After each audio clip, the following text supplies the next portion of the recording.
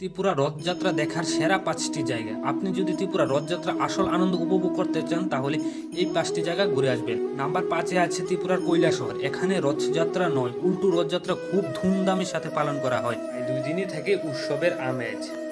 Number 4-এ আছে ধর্মনগর। উত্তর ত্রিপুরা এই শহর প্রতি বছর বড় আকারে রথযাত্রা হয়। দূর দূরান্ত থেকে অসংখ্য মানুষ এই উৎসবে যোগ দিতে আসে। নাম্বার 3-এ রয়েছে উদয়পুর। হৃদয়ের শহর উদয়পুর প্রাচীন মন্দিরকে ঘিরে বেড়ায়, পাশাপাশি রয়েছে খুব সুন্দর মেলা যেখানে ভিড় হয় হাজার হাজার মানুষ। 2 নম্বরে আছে মেলাঘর। আগরতলার বাইরে মেলাঘর রথযাত্রা খুব জনপ্রিয়। কয়েকদিনের জন্য পুরো শহর যেন আনন্দ পরিপূর্ণ হয়ে ওঠে।